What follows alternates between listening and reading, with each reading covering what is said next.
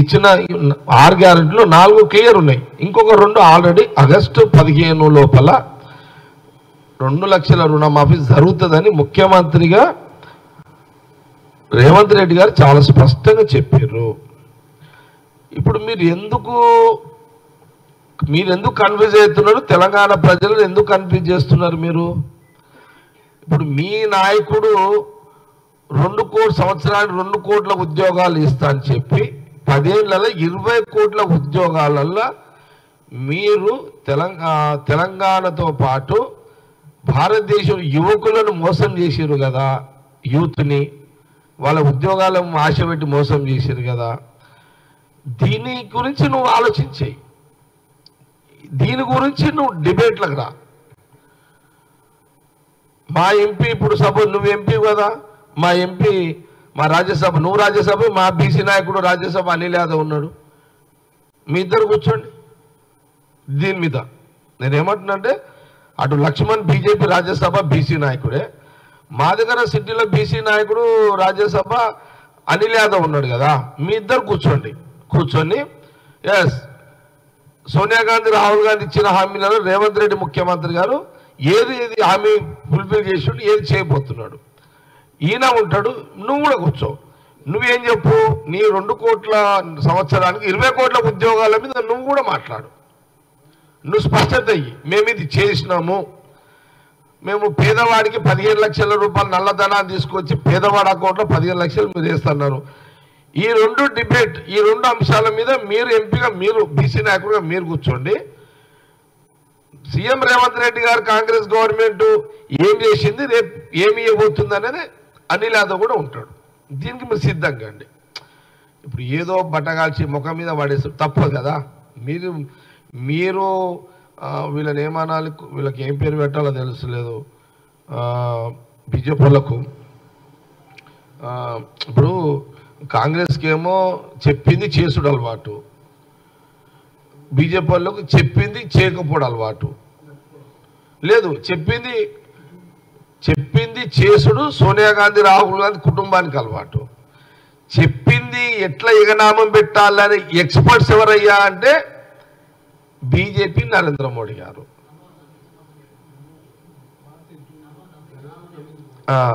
ఇది మీరు వాళ్ళని మోసం మీరే నంబర్ 1 మోసగాళ్ళంటే మీరే బీజేపీలే.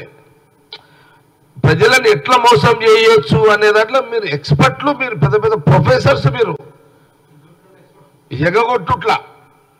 ఎట్లా అంటే లాస్ట్కి మీరు ఏం చేస్తారు, ఇవన్నీ చెప్పిన తర్వాత దేవుని తీసుకొచ్చి పెడతారు అడ్డం. ఈ పిచ్చోడు, ఈ పాపము, వీడు నిన్న ఒక సెకండ్ ముందు మోడీ ఉద్యోగాలు ఏమైనా తిట్టేటోడు ఈ దేవుని తెచ్చి పెట్టేసరికి ఈ ఉద్యోగం రానోడు డైవర్ట్ అయ్యి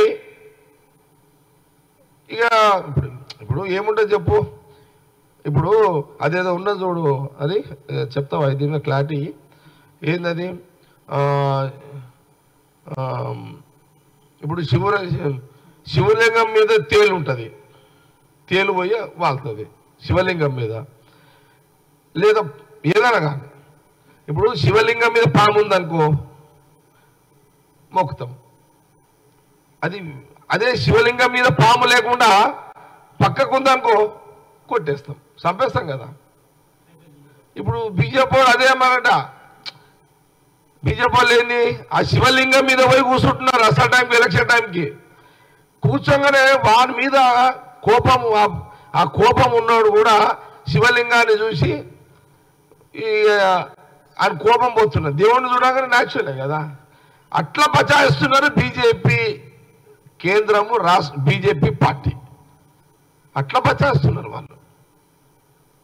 అర్థమైంది కదా క్లారిటీగా? మనం గాంధీ భవన్ మీడియా వాళ్ళకి అర్థమైంది. ఇది జరుగుతుంది. ఇంత మోసము సోనియా గాంధీ రాహుల్ గాంధీతో కాదు. ఈ మోసాల చరిత్ర సోనియా గాంధీ రాహుల్ గాంధీ కుటుంబం మోసాల చరిత్ర. వాళ్ళ మోసం అంటే ఎట్లుంటుందో కూడా తెలియదు వాళ్ళకు, ఎవరికి, రాహుల్ గాంధీ గారికి వాళ్ళ కుటుంబానికి. మోసంలో చేసుట్ల దిట్ట ఎవరయ్యా అంటే బీజేపీ. ఇలా పోటీ పెడితే వాళ్ళు ఇంటర్నేషనల్ అబద్ధాలు ఆడుట్లా బీజేపీ వాళ్ళు ఇంటర్నేషనల్ ఫస్ట్ వస్తారు వాళ్ళు. ఓకేనా? ఇంటర్నేషనల్ ఫస్ట్ బీజేపీ పార్టీ ఏది అబద్ధాలు మోసం చేసుట్లా. ఇది కాంగ్రెస్ పార్టీ ఒకటి క్లారిటీగా చెప్పేసింది. ఈ మోసంలో 2 కోట్ల సంవత్సరాలు 2 కోట్లు 20 కోట్ల ఉద్యోగాలు ఎగనామం కొట్టారు, 15 లక్షలు కొట్టారు. ఇది అయిపోయింది. నేను చాలాసార్లు చెప్పినా కదా, 28 తులాల నుంచి 28,000 నుంచి 76,000 తులంకి వచ్చింది. మీరు ధరల మీద ఏం మాట్లాడతారు మీరు? ఇక అది వేస్ట్. ఇక ఎందుకంటే మీకు అవన్నీ మీ బాడీ నిండా అన్ని అబద్ధాలే. మీకు ఆ స్పర్శ కూడా తెలియదు. బీజేపీ బాడీకి మోసాల బాడీ, అబద్ధాల బాడీలు మీ అన్ని, మీ బాడీకి ఆ స్పర్శ ఉండదు. మీకు మీ స్పర్శకు ఆ ఫీలింగ్స్ ఉన్నాయి మీ బాడీలకు, మీ మైండ్కి ఉండదు ఆ ఫీలింగ్స్. బీజేపీ వాళ్ళకు మీ సెన్సిటివ్ బాడీ కాదు, మాది సెన్సిటివ్ బాడీ, మా మైండ్ కాంగ్రెస్ వాళ్ళది. కాబట్టి ఇది ఒకటి. 65 సీట్లు మాకున్నాయి భయ్. ఎందుకు గవర్నమెంట్ పడిపోతుంది? 65 సీట్లు ఫుల్ మెజార్టీ మాకున్నది. మా గవర్నమెంట్, మా కాంగ్రెస్ గవర్నమెంట్, సీఎం రేవంత్ రెడ్డి గారు, మా క్యాబినెట్ మినిస్టర్లు, మా డిప్యూటీ సీఎం, మా కాంగ్రెస్ గవర్నమెంట్ 5 సంవత్సరాలు 100 కాదు, ఇక 1000 అనుకోండి, 10,000 అనుకోండి, 1 lakh అనుకోండి, ఇది పక్కా. కాంగ్రెస్ పార్టీ 5 years ఫుల్ఫిల్గా గవర్నమెంట్ ఫామ్ చేస్తుంది. సీఎం రేవంత్ రెడ్డి గారు నాయకత్వంలో ముఖ్యమంత్రిగా, డిప్యూటీ సీఎం బట్టి నాయకత్వంలో ఉత్తమ్ కుమార్ రెడ్డి, కోమారెడ్డి గారు, పొంగులేటి గారు, ఇంకా మా మంత్రులు అందరూ ఉంటారు. పక్కా వీళ్ళే ఉంటారు. మీరేం అనుమానం పడకండి, వాళ్ళే గవర్నమెంట్ నడిపించుకుంటారు హ్యాపీగా. బీజేపీలో కూడా 0.0. మీరు ఎన్ని జిమ్మిక్కులు చేసినా, వేరే రాష్ట్రాలలో ఎన్ని జిమ్మిక్కులు మధ్యప్రదేశ్లో చేసారు, అలాంటి మీరు జిమ్మిక్కులు చేస్తారు బీజేపీ వాళ్ళు. డిసెంబర్ తర్వాత చేస్తారు వాళ్ళు. చేసిన కాంగ్రెస్ గవర్నమెంట్ 5 ఏళ్ళు పక్కా ఉంటుంది. ఇది రాసి పెట్టుకోండి. ఇక మీరు నాకున్న జగ్గారెడ్డిగా నాకున్న అనలేదు చెప్తున్నా మీకు. నాకు తెలుసు, నేను ఊహించగలుగుతా, చెప్పగలుగుతా. ఇది పొలిటికల్ స్టేట్మెంట్ కాదు.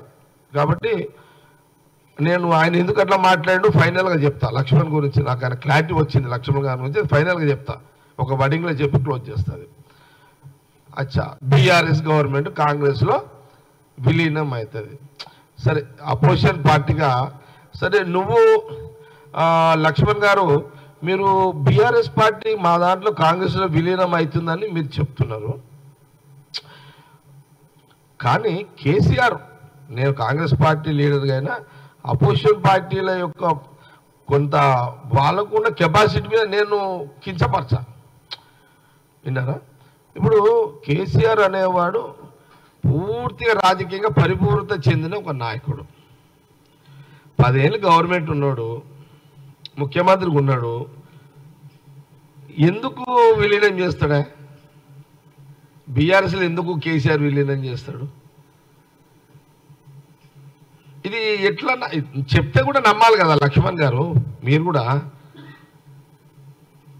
కేసీఆర్ అంత అవసరం ఏమొచ్చిందని కాంగ్రెస్లో విలీనం చేస్తాడైనా?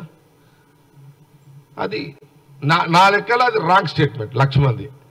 ఆ రాంగ్ ఎందుకు అనేది నేను ఫైనల్గా క్లోజ్ చేస్తాను. నాకు లక్ష్మణ్ని దట్ ఈస్ రాంగ్. కాకపోతే ఒక ఛాయిస్ ఉంది. అందులో ఉన్న ఎమ్మెల్యేలు